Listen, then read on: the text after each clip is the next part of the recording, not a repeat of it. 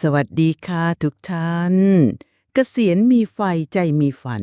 ขอต้อนรับเข้าสู่รายการที่จะเปลี่ยนมุมมองเรื่องการเกษียณของคุณไปตลอดกาล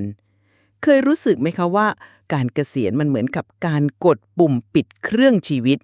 เหมือนชีวิตที่เคยโลดแล่นต้องมาจอดสนิทหรือบางคนอาจจะคิดว่า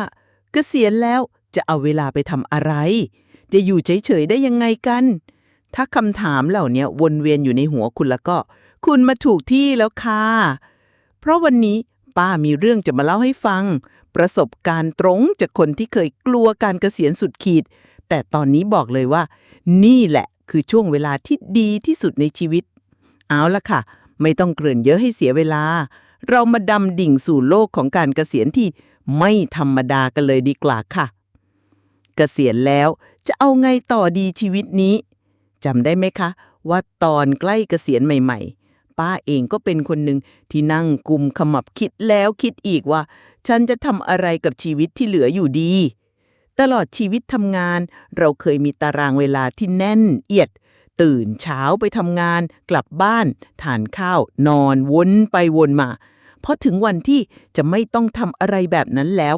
ใจมันวิววิววิกลค่ะปัญหาสุดคลาสสิกที่คนวัยเกษียณหลายคนเจอคือ 1. ความรู้สึกไร้ค่าไร้ประโยชน์จากที่เคยเป็นหัวหน้าเป็นคนสำคัญในองค์กรมีคนมาปรึกษามีงานให้รับผิดชอบทุกวันอยู่ๆทุกอย่างก็หายไปหมดความรู้สึกเคว้งคว้างมันเข้ามาแทนที่ทันทีหลายคนอาจจะรู้สึกเหมือนตัวเองหมดความสำคัญในสายตาคนอื่นทั้งที่จริงๆแล้วคุณค่ายังอยู่ครบถ้วนนะคะเพียงแต่บทบาทเปลี่ยนไปเท่านั้นเองความรู้สึกนี้มันจะกัดกินใจเราทีละน้อยละน้อยค่ะเหมือนมีอะไรบางอย่างหายไปจากชีวิตที่เคยเต็มเปี่ยมด้วยความหมายบางคนถึงขั้นรู้สึกว่าตัวเองเป็นภาระของลูกหลานหรือเป็นแค่คนแก่ที่รอวันหมดอายุไขเท่านั้นเองซึ่งมันไม่จริงเลยนะคะข้อที่2ความเหงาวังเวงใจบางคนลูกหลานไปทำงานหมดบ้านก็เงียบเหงาเพื่อนร่วมงานก็แยกย้ายไปตามทางของใครของมันบางทีนั่งมองผนังทั้งวันก็เคยมีอันนี้ป้าเองนะคะอย่าบอกใครนะความเหงาเป็นบ่อเกิดของความหดหู่ได้ง่ายๆเลยค่ะความเงียบที่เคยเป็นสิ่งที่โหยหาในวัยทำงานตอนนี้กลับกลายเป็นความว่างเปล่าที่น่ากลัวบางคนถึงขั้นคิดว่าตัวเองถูกทอดทิ้งทั้งที่จริงๆแล้วทุกคนก็ต่างมีชีวิตของตัวเองการปรับตัวกับความเงียบและพื้นที่ส่วนตัวที่เพิ่มขึ้นเป็นเรื่องที่ท้าทายไม่น้อยเลยนะคะข้อที่3สุขภาพที่เสื่อมถอย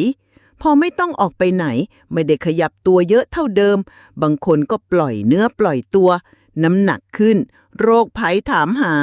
ไหนจะปัญหาสุขภาพที่มาตามวัยอีกบางทีก็กังวลจนเกินเหตุกลายเป็นคิดมากไปหมดความเจ็บป่วยเล็กๆน้อยๆก็อาจทำให้รู้สึกท้อแท้ได้ง่ายได้นะคะแถมบางทีหมอนัดถี่กว่านัดกินข้าวกับเพื่อนอีกยิ่งอายุมากขึ้นยิ่งต้องดูแลตัวเองมากขึ้นแต่บางคนกลับทิ้งขว้างทำให้ร่างกายเสื่อมโทรมเร็วกว่าที่ควรจะเป็นข้อที่4เงินทองที่ไม่แน่นอนเรื่องนี้สำคัญมากค่ะหลายคนเกษียณแล้วรายได้ประจำหายไปแต่รายจ่ายยังอยู่ครบแถมบางทีมีค่ารักษาพยาบาลเพิ่มขึ้นอีกความกังวลเรื่องเงินทำให้หลายคนนอนไม่หลับกระสับกระส่ายบางคนเคยมีเงินเดือนเยอะแยะพอเกษียณแล้วกลับต้องมารัดเข็มขัดทำให้เกิดความเครียดสะสมและบางทีก็กลายเป็นปัญหากับคนในครอบครัวได้ด้วยซ้ำไปข้อ5ไม่มีเป้าหมายในชีวิตตลอดชีวิตเรามีเป้าหมายที่ชัดเจนเช่นเรียนจบทำงานสร้างครอบครัวพอถึงจุดเกษียณเป้าหมายเหล่านี้ก็เหมือนจะถึงเส้นชัยแล้วหลังจากนี้ล่ะจะใช้ชีวิตไปวันๆแบบไม่มีจุดหมายเลยเหรอความรู้สึกนี้มันน่ากลัวมากค่ะเหมือนเรือที่ล่อยเคว้งคว้างกลางทะเลไม่มีทิศทางไม่มีจุดหมายปลายทางบางคนถึงขั้นรู้สึกหมดกำลังใจที่จะลุกขึ้นมาทำอะไรเลยก็มีป้าเข้าใจความรู้สึกเหล่านี้ดีเลยค่ะเพราะป้าก็เคยเป็นหนึ่งในนั้นแต่โชคดีที่ป้าไม่ได้จมอยู่กับปัญหานานเพราะป้าได้เจอเคล็ดลับที่ทำให้ชีวิตหลังเกษียณของป้ากลายเป็นช่วงเวลาที่มีค่า และมีความสุขที่สุดและป้าเชื่อมั่นว่าทุกคนก็สามารถทำได้เช่นกันค่ะกุญแจ3 ดอกสู่ชีวิตเกษียณที่มีความสุขและมีพลังค่ะใช่แล้วค่ะมันคือกุญแจ3 ดอกที่ป้าจะมาบอกวันนี้นั่นก็คือใจกายและจิตวิญญาณค่ะถ้าเราดูแล3 สิ่งนี้ให้ดีชีวิตเกษียณของเราจะไม่มีคำว่าเฉาแน่นอนค่ะกุญแจดอกที่1ดูแลใจให้สดใสไม่แก่ตามวัยใจของเรานี่แหละค่ะคือสิ่งสำคัญที่สุดถ้าใจเราแข็งแรงคิดบวกมีพลังชีวิตเราก็จะมีพลังตามไปด้วยเรียนรู้ตลอดชีวิตใครว่าแก่แล้วเรียนไม่ได้ตอนนี้มีคอร์สออนไลน์เยอะแยะไปหมดเลยจะเรียนภาษาใหม่เรียนวาดรูปเรียนทำอาหารหรือแม้แต่เรียนวิชาโหราศาสตร์ก็ยังได้ค่ะป้าเองก็ลงเรียนคอร์สออนไลน์เกี่ยวกับการเขียนสนุกมากค่ะได้เจอเพื่อนใหม่ในห้องเรียนด้วยนะการเรียนรู้ทำให้สมองเราได้ทำงานไม่ฝ่อไม่เฉาทำให้เราภูมิใจในตัวเองด้วยที่ได้พัฒนาตัวเองอยู่เสมอการเรียนรู้ไม่ได้จำกัดอยู่แค่ในห้องเรียนนะคะเราสามารถเรียนรู้ได้จากทุกสิ่งรอบตัวจากหนังสือจากสารคดีจากบทสนทนากับผู้คนการเปิดใจเรียนรู้สิ่งใหม่ๆคือการเปิดประตูสู่โลกใบใหม่ที่น่าตื่นเต้นเสมอค่ะบางทีคุณอาจจะค้นพบความหลงใหลที่ไม่เคยรู้มาก่อนก็ได้นะปลูกฝังความสนใจใหม่ๆตอนทำงานเรามักจะไม่มีเวลาให้กับสิ่งที่ตัวเองชอบใช่ไหมคะตอนนี้แหละค่ะคือโอกาสทองอยากปลูกต้นไม้ใช่ไหมลงมือเลยอยากเขียนหนังสือใช่ไหมเริ่มต้นเลยอยากเป็นอาสาสมัครช่วยเหลือสังคมใช่ไหมไปเลยค่ะการได้ทำในสิ่งที่เรารักทำให้เรามีชีวิตชีวามีความสุขและบางทีอาจจะค้นพบพรสวรรค์ใหม่ๆที่เราไม่เคยรู้มาก่อนด้วยซ้ำไปไม่ต้องกลัวว่าจะทำไม่ดีหรือไม่มีพรสวรรค์นะคะแค่ได้ลงมือทำในสิ่งที่ใจอยากทำนั่นก็คือความสุขที่แท้จริงแล้วค่ะบางคนอาจจะพบว่าตัวเองมีฝีมือด้านงานฝีมือทำขนมเก่งหรือเป็นนักจัดสวนตัวยงก็ได้นะฝึกสติและอยู่กับปัจจุบันฟังดูเหมือนยากใช่ไหมคะจริงๆแล้วง่ายมากเลยค่ะแค่ลองนั่งสมาธิวันละ 5-10 นาทีเดินช้าๆสูดอากาศบริสุทธิ์ในสวนสาธารณะหรือแม้แต่เขียนบันทึกประจำวันก็ได้ค่ะการทำแบบนี้จะช่วยให้เราลดความเครียดทำให้จิตใจสงบและเห็นคุณค่าของสิ่งเล็กๆน้อยๆรอบตัวเรามากขึ้นป้าเองก็ชอบไปเดินเล่นในสวนตอนเช้าๆค่ะฟังเสียงนกร้องดูดอกไม้บานแค่นี้ก็มีความสุขแล้วจริงๆค่ะการฝึกสติไม่ได้แปลว่าต้องเป็นเซียนสมาธินะคะแค่ลองสังเกตลมหายใจเข้าหายใจออกลองสังเกตความรู้สึกที่เกิดขึ้นในร่างกายไม่ต้องไปตัดสินหรือวิเคราะห์อะไรแค่รับรู้สิ่งต่างๆที่เกิดขึ้นในขณะนั้นมันจะช่วยให้ใจเราสงบลงอย่างไม่น่าเชื่อเลยค่ะหัวเราะบำบัดเรื่องนี้สำคัญมากค่ะหาโอกาสหัวเราะให้เยอะๆดูหนังตลกฟังเรื่องเล่าสนุกๆคุยกับเพื่อนที่อารมณ์ดีการหัวเราะไม่เพียงแต่ช่วยลดความเครียดเท่านั้นแต่ยังช่วยกระตุ้นการหลั่งสารเอนโดรฟินซึ่งเป็นสารแห่งความสุขตามธรรมชาติของร่างกายทำให้เรารู้สึกดีขึ้นทั้งกายและใจอย่าปล่อยให้ความเครียดและความกังวลมาบดบังรอยยิ้มและเสียงหัวเราะของคุณนะคะชีวิตมันสั้นนักค่ะมาหัวเราะกันเยอะๆดีกว่ากุญแจดอกที่2เติมพลังให้กายฟิตเปรี้ยไม่เป็นภาระใคร Body Wellnessร่างกายของเราก็เหมือนบ้านค่ะถ้าเราดูแลดีๆมันก็จะอยู่กับเราไปนานๆแต่ถ้าเราทิ้งขว้างไม่ดูแลมันก็จะทรุดโทรมไปตามกาลเวลากินดีมีสุขเรื่องอาหารการกินสำคัญมากค่ะเน้นผักผลไม้สดๆธัญพืชไม่ขัดสีลดหวานมันเค็มไม่ต้องอดอาหารนะคะแค่เลือกกินให้ฉลาดขึ้นป้าเคยติดกินของทอดของมันมากพอเกษียณก็เริ่มปรับเปลี่ยนพฤติกรรมการกิน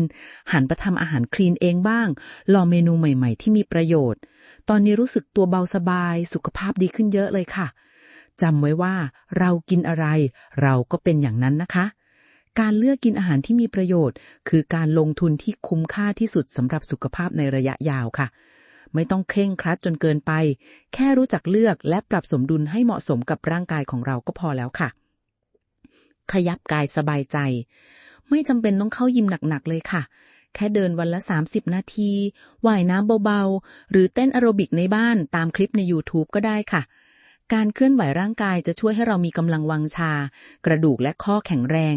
แถมยังช่วยคลายเครียดได้ด้วยนะคะ ป้าเองก็ชอบเต้นรำกับเพื่อนๆ สนุกสนาน ได้ขยับร่างกาย แถมยังได้หัวเราะไปด้วย การออกกำลังกายไม่ได้มีแค่การวิ่งหรือยกเวทนะคะ ลองหาสิ่งที่คุณชอบและทำแล้วสนุกดูสิคะ เช่น โยคะ ไทชิ หรือแม้แต่การทำงานบ้าน ก็ถือเป็นการเคลื่อนไหวร่างกายอย่างหนึ่ง เป้าหมายคือการทำให้ร่างกายได้ขยับอยู่เสมอ เพื่อความแข็งแรงและยืดหยุ่นของกล้ามเนื้อและข้อต่อ นอนให้พอ ผ่อนคลายให้เป็น การนอนหลับที่มีคุณภาพสำคัญมากค่ะ ควรนอนให้ได้อย่างน้อย 7-8 ชั่วโมงต่อคืน ถ้ามีปัญหาเรื่องการนอน ลองฟังเพลงสบายๆ อ่านหนังสือก่อนนอน หรือแช่น้ำอุ่นดูก็ได้ค่ะ การพักผ่อนที่เพียงพอจะช่วยให้ร่างกายฟื้นตัวจากความเหนื่อยล้า ทำให้เรามีพลังงานในการทำกิจกรรมต่างๆในวันรุ่งขึ้น การนอนหลับที่ดีคือยาอายุวัฒนะชั้นเลิศค่ะ อย่ามองข้ามความสำคัญของการพักผ่อนนะคะ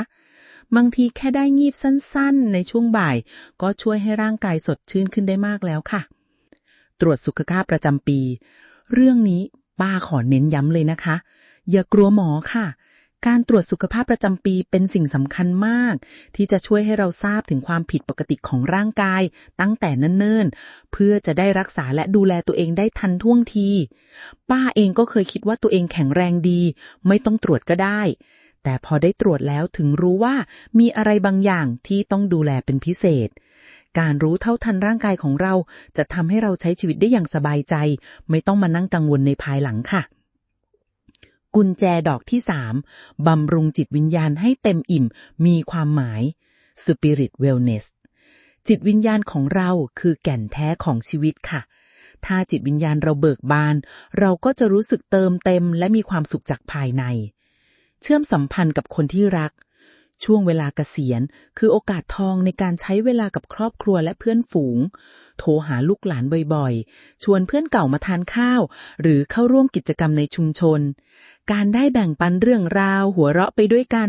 ช่วยให้เราไม่รู้สึกโดดเดี่ยวและมีความสุขจากความผูกพัน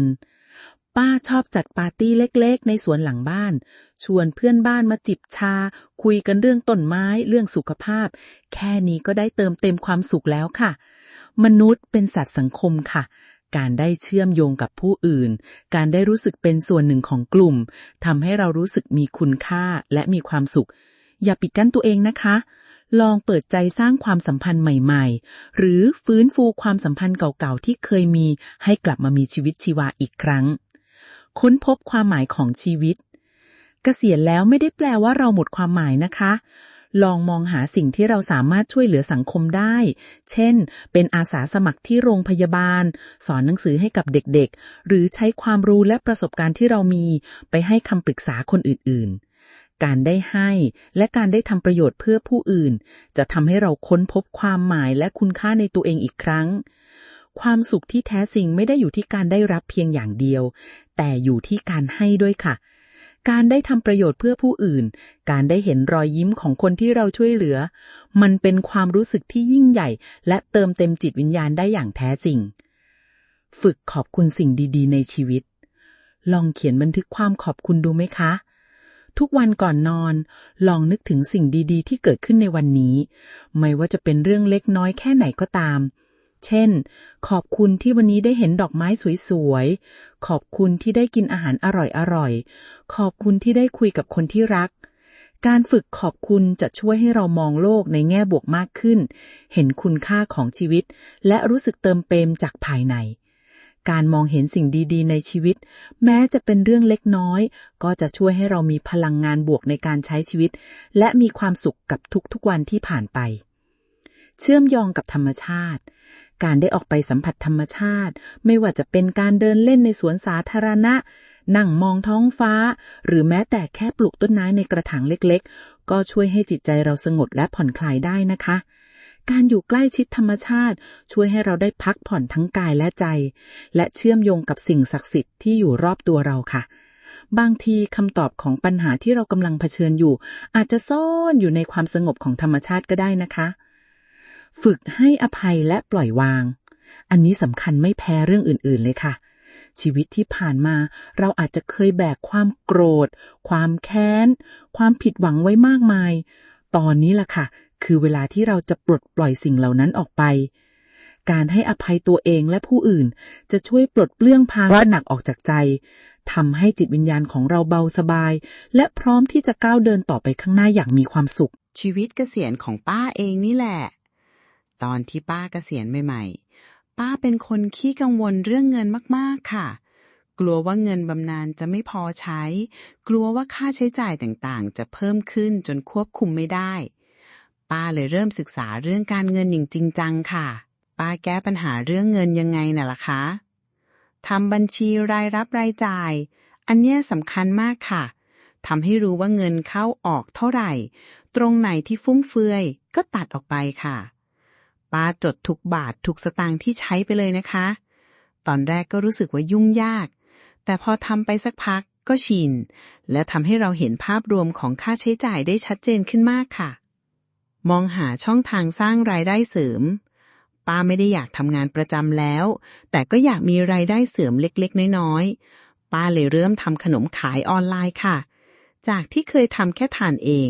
ตอนนี้มีลูกค้าประจำแล้วนะคะสนุกมากเลยค่ะบางคนอาจจะลองเป็นที่ปรึกษาฟรีแลนซ์หรือขายของออนไลน์อื่นๆก็ได้ค่ะนอกจากทำขนมแล้วป้ายังรับสอนพิเศษภาษาอังกฤษให้กับเด็กๆด้วยนะคะถึงแม้จะเป็นรายได้เล็กๆน้อยๆแต่ก็ทำให้ป้ารู้สึกมีคุณค่าและภูมิใจในตัวเองมากเลยค่ะปรึกษาผู้เชี่ยวชาญด้านการเงินเรื่องนี้ป้าพลาดไปเยอะเหมือนกันนะคะถ้าได้ปรึกษาเร็วกว่านี้ก็คงจะดีผู้เชี่ยวชาญจะช่วยวางแผนการลงทุนให้เราได้อย่างเหมาะสมกับความเสี่ยงที่เรายอมรับได้ป้าได้เรียนรู้เรื่องการจัดพอร์ตการลงทุนการกระจายความเสี่ยงและการวางแผนภาษีซึ่งช่วยให้ป้าคลายความกังวลเรื่องเงินไปได้เยอะเลยค่ะนอกจากเรื่องเงินแล้วป้าก็ยังได้ค้นพบชีวิตใหม่อีกหลายอย่างเลยค่ะการเดินทางตอนทำงานไม่มีเวลาไปเที่ยวไหนไกลๆเลยค่ะพอเกษียณแล้วป้าก็เริ่มแพลนเที่ยวใกล้ๆในประเทศก่อนไปในที่ที่อยากไปมานานแล้วตอนนี้ก็เริ่มวางแผนเที่ยวต่างประเทศกับเพื่อนๆบ้างแล้วค่ะการได้เห็นโลกกว้างทำให้เราเปิดมุมมองใหม่ๆและเติมเต็มความสุขให้ชีวิตป้าเคยไปเที่ยวเชียงใหม่คนเดียวแล้วก็ไปเจอเพื่อนใหม่ที่นั่นได้แลกเปลี่ยนเรื่องราวชีวิตกันมันเป็นประสบการณ์ที่วิเศษมากเลยค่ะการเรียนรู้สิ่งใหม่ๆป้าเคยฝันอยากเล่นดนตรีมาตั้งแต่เด็กแต่ไม่มีโอกาสพอเกษียณแล้วก็ตัดสินใจไปเรียนกีตาร์ค่ะตอนแรกก็เขินๆนะคะแต่พอได้ลองแล้วสนุกมากเลยค่ะไม่ว่าคุณจะอายุเท่าไหร่ก็สามารถเรียนรู้สิ่งใหม่ๆได้เสมอค่ะนอกจากกีตาร์แล้วป้ายังเรียนทำขนมปังฝรั่งเศสด้วยนะคะสนุกมากเลยค่ะได้กินขนมปังอร่อยๆฝีมือตัวเองด้วยการอยู่กับปัจจุบันป้าเป็นคนชอบคิดถึงอดีตและกังวลอนาคตมากค่ะแต่พอได้ฝึกสติและอยู่กับปัจจุบันมากขึ้น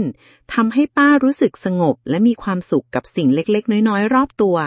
เช่นการได้เห็นแสงแดดยามเช้าการได้ยินเสียงนกร้องหรือการได้จิบกาแฟอุ่นๆในบรรยากาศสบายๆแค่นี้ชีวิตก็มีความสุขแล้วจริงๆค่ะป้าจะพยายามไม่คิดถึงเรื่องที่ยังมาไม่ถึงหรือเรื่องที่ผ่านไปแล้วแต่จะโฟกัสกับสิ่งที่อยู่ตรงหน้าณปัจจุบันซึ่งทำให้ป้ามีความสุขกับทุกขณะจิตการเป็นอาสาสมัครป้าเริ่มไปเป็นอาสาสมัครที่มูลนิธิบ้านพักคนชราค่ะไปอ่านหนังสือให้คุณตาคุณยายฟังช่วยจัดกิจกรรมเล็กๆน้อยๆให้พวกท่านได้ผ่อนคลายการได้เห็นรอยยิ้มและแววตาที่มีความสุขของท่านเหล่านั้นทำให้ป้ารู้สึกอิ่มเอมใจอย่างบอกไม่ถูกเลยค่ะการให้มันสุขใจจริงๆนะคะการดูแลตัวเองแบบองค์รวมนอกจากเรื่องอาหารการกินและการออกกำลังกายแล้วป้าก็ยังให้ความสำคัญกับการดูแลตัวเองแบบองค์รวมทั้งการนวดผ่อนคลายการทำสปาเล็กๆน้อยๆที่บ้านการใช้เวลาอ่านหนังสือดีๆการฟังเพลงที่ชอบหรือแม้แต่การดูซีรีส์สนุกๆที่ทำให้เราหัวเราะได้สิ่งเหล่านี้เติมพลังให้ป้าทั้งกายและใจเลยค่ะเพิ่มเติมสำหรับชีวิตเกษียณที่ยอดเยี่ยมเคล็ดลับจากป้าเองนะคะไหนๆก็คุยกันถึงเรื่องชีวิตเกษียณแล้วป้าขอแถมอีกนิดนะคะ เคล็ดลับเล็กๆน้อยๆที่ป้าใช้แล้วรู้สึกว่ามันช่วยเติมเต็มชีวิตหลังเกษียณให้สมบูรณ์แบบยิ่งขึ้นค่ะโอบรับความยืดหยุ่นและอิสระข้อดีที่สุดของการเกษียณคือเรามีอิสระในการตัดสินใจเลือกทำอะไรก็ได้ค่ะไม่ต้องมีใครมาบงการไม่ต้องมีเดดไลน์ไม่ต้องรีบร้อนปล่อยให้ชีวิตไหลไปตามธรรมชาติบ้างก็ได้ค่ะอยากตื่นเมื่อไหร่ก็ตื่นอยากกินอะไรก็กินอยากไปไหนก็ไปนี่แหละคือความสุขที่แท้จริงบางทีความสุขมันก็อยู่ในความเรียบง่ายนี่แหละค่ะการได้ใช้ชีวิตตามจังหวะของตัวเองเป็นสิ่งที่หลายคนโหยหามาตลอดการทำงานตอนนี้เรามีสิ่งนั้นแล้วก็จงใช้มันให้เต็มที่และมีความสุขกับทุกนาทีนะคะปรับตัวและยืดหยุ่นชีวิตมันไม่แน่นอนค่ะบางทีแผนที่เราวางไว้ก็อาจจะไม่ได้เป็นไปตามนั้นไม่เป็นไรเลยค่ะเรียนรู้ที่จะปรับตัวเปิดใจรับสิ่งใหม่ๆที่เข้ามาในชีวิตอย่าไปยึดติดกับกรอบเดิมๆมากนักการปรับตัวได้ดีจะทำให้เราไม่เครียดและมีความสุขกับทุกสถานการณ์บางทีสิ่งที่ไม่เป็นไปตามแผนอาจจะนำพาเราไปสู่โอกาสที่ดีกว่าเดิมก็ได้นะใครจะไปรู้จงมองทุกปัญหาเป็นโอกาสในการเรียนรู้และเติบโตค่ะฉลองความสุขเล็กๆน้อยๆในชีวิตบางทีเราก็มัวแต่รอความสุขก้อนใหญ่ๆใช่ไหมคะลองเปลี่ยนมามองหาความสุขเล็กๆน้อยๆรอบตัวเราดูบ้างค่ะเช่นการได้เห็นดอกไม้สวยๆบานในสวนการได้อ่านหนังสือเล่มโปรดจบหรือแค่ได้ทานอาหารอร่อยๆที่เราชอบสิ่งเล็กๆน้อยๆเหล่านี้ล่ะค่ะที่เติมเต็มชีวิตให้มีความสุขและมีชีวิตชีวาได้อย่างไม่น่าเชื่อค่ะอย่ามองข้ามความงามและความสุขที่ซ่อนอยู่ในรายละเอียดเล็กๆน้อยๆรอบตัวเรานะคะเพราะบางทีสิ่งเหล่านั้นแหละคือสิ่งที่มีคุณค่าที่สุดเรียนรู้ที่จะปล่อยวางอันนี้สำคัญมากเลยค่ะเราแบกอะไรมาเยอะมากในชีวิตการทำงานทั้งความรับผิดชอบความคาดหวังความผิดหวังตอนนี้ล่ะค่ะคือเวลาที่เราจะได้ปล่อยวางสิ่งเหล่านั้นลงบ้างปล่อยวางเรื่องที่เราควบคุมไม่ได้ปล่อยวางความกังวลที่ไม่จำเป็นและหันมาโฟกัสกับสิ่งที่เรามีความสุขจริงๆการปล่อยวางไม่ใช่การยอมแพ้แต่คือการปลดปล่อยตัวเองจากพันธนาการทางใจเพื่อที่เราจะได้มีพื้นที่สำหรับความสุขและสิ่งดีๆที่จะเข้ามาในชีวิตแบ่งปันประสบการณ์ชีวิตที่เราสั่งสมมาตลอดการทำงานมันมีค่ามากนะคะอย่าเก็บไว้คนเดียวค่ะลองแบ่งปันความรู้และประสบการณ์ของคุณให้กับคนรุ่นใหม่หรือคนที่กำลังมองหาคำแนะนำดูสิคะการได้เป็นผู้ให้การได้เห็นคนอื่นประสบความสำเร็จจากสิ่งที่เราแบ่งปันจะเป็นความสุขที่ยิ่งใหญ่มากเลยค่ะบางทีแค่คำแนะนำเล็กๆน้อยๆจากประสบการณ์ของคุณก็อาจจะเปลี่ยนชีวิตคนคนหนึ่งไปได้เลยนะคะจงภูมิใจในสิ่งที่คุณเป็นและสิ่งที่คุณมีค่ะสร้างพื้นที่แห่งความสุขในบ้านคือวิมานของเราค่ะสร้างสรรค์พื้นที่ในบ้านให้เป็นที่ที่เรามีความสุขที่สุดจัดสวนเล็กๆปลูกต้นไม้ที่ชอบจัดมุมอ่านหนังสือสบายๆหรือมุมสำหรับทำงานอดิเรกการได้อยู่ในสภาพแวดล้อมที่เราชอบจะช่วยให้เราผ่อนคลายและมีความสุขในทุกๆวันค่ะดูแลความสัมพันธ์ในครอบครัวการเกษียณเป็นช่วงเวลาที่ดีที่สุดในการกระชับความสัมพันธ์กับคนในครอบครัวค่ะใช้เวลากับคู่ชีวิตให้มากขึ้นลูกหลานก็อาจจะมีเวลาว่างมาเยี่ยมเยือนบ่อยขึ้นลองหากิจกรรมทำร่วมกันเช่นทำอาหารดูหนังหรือเล่นเกมการได้ใช้เวลาคุณภาพกับคนที่เรารักเป็นสิ่งที่มีค่าที่สุดในชีวิตค่ะมองหาเพื่อนใหม่ในวัยเดียวกันการมีเพื่อนใหม่ในวัยเดียวกันจะช่วยให้เรามีคนคอยปรึกษาแลกเปลี่ยนประสบการณ์และทำกิจกรรมร่วมกันได้การได้อยู่ท่ามกลางคนที่มีความสนใจคล้ายกันจะทำให้เรารู้สึกไม่โดดเดี่ยวและมีพลังในการใช้ชีวิตต่อไปค่ะฝึกฝนการคิดบวกทุกสิ่งทุกอย่างเริ่มต้นที่ความคิดค่ะถ้าเราคิดบวกเราก็จะมองเห็นโอกาสและสิ่งดีๆในทุกสถานการณ์แต่ถ้าเราคิดลบเราก็จะมองเห็นแต่ปัญหาและอุปสรรคลองฝึกเปลี่ยนมุมมองในการใช้ชีวิตดูนะคะไม่ว่าสถานการณ์จะแย่ร้ายแค่ไหนก็จะมีสิ่งดีๆซ่อนอยู่เสมอ จงมองหาแสงสว่างในความมืดมิดแล้วคุณจะพบว่าชีวิตนี้ยังมีความหวังเสมอใช้ชีวิตอย่างมีศิลปะชีวิตคือศิลปะค่ะเราคือศิลปินที่สร้างสรรค์ผลงานชิ้นเอกที่ชื่อว่าชีวิตของเราเองจงใช้ชีวิตอย่างมีสติมีความสุขและมีคุณค่าจงเติมสีสันให้ชีวิตด้วยความรักความเมตตาและการแบ่งปันแล้วคุณจะพบว่าชีวิตหลังเกษียณของคุณเป็นผลงานชิ้นเอกที่สวยงามที่สุดป้าเชื่อว่าการเกษียณคือโอกาสทองที่เราจะได้ใช้ชีวิตอย่างเต็มที่ได้ค้นพบตัวเองในมุมใหม่ๆได้เติมเต็มความสุขให้ทั้งกายใจและจิตวิญญาณและได้ใช้ชีวิตในแบบที่เราต้องการจริงๆค่ะจำไว้นะคะว่าการเกษียณไม่ใช่การจบสิ้นแต่เป็นการเริ่มต้นบทใหม่ที่ยอดเยี่ยมของชีวิตคุณมีศักยภาพที่จะทำให้ช่วงเวลานี้เป็นช่วงเวลาที่ดีที่สุดในชีวิตของคุณมาลองทำด้วยกันไหมคะชีวิตเกษียณมีไฟใจมีฝันไม่ใช่เรื่องไกลตัวอีกต่อไปเป็นยังไงกันบ้างคะฟังเรื่องของป้าแล้วพอจะเห็นภาพชีวิตเกษียณที่สดใสขึ้นบ้างไหมคะการเกษียณไม่ใช่จุดสิ้นสุดของชีวิตแต่มันคือจุดเริ่มต้นของบทบาทใหม่ต่างหากค่ะเป็นโอกาสที่เราจะได้ใช้ชีวิตในแบบที่เราต้องการจริงๆได้ทำในสิ่งที่รักได้เรียนรู้สิ่งใหม่ๆได้ดูแลตัวเองทั้งกายใจและจิตวิญญาณและได้เป็นอิสระจากความเร่งรีบของโลกการทำงานป้าอยากชวนทุกคนมาลองทำตามกุญแจ3 ดอกที่ป้าบอกไปนะคะ 1. ดูแลใจเริ่มจากการมองหาคอร์สเรียนออนไลน์ที่คุณสนใจหรือลองหากิจกรรมยามว่างใหม่ๆหรือแม้แต่ลองนั่งสมาธิเพียงวันละ5 นาทีก็ได้ค่ะลองฟังเพลงคลาสสิกหรือเพลงบรรเลงเบาๆเพื่อผ่อนคลายจิตใจก็ได้นะคะ 2. ดูแลกายเริ่มจากการปรับเปลี่ยนพฤติกรรมการกินทีละเล็กทีละน้อยและลองหาการออกกำลังกายที่เหมาะกับคุณไม่ว่าจะเป็นการเดินเร็วๆว่ายน้ำหรือด้านเต้นเบาๆก็ได้ค่ะอย่าลืมดื่มน้ำสะอาดให้เพียงพอในแต่ละวันด้วยนะคะ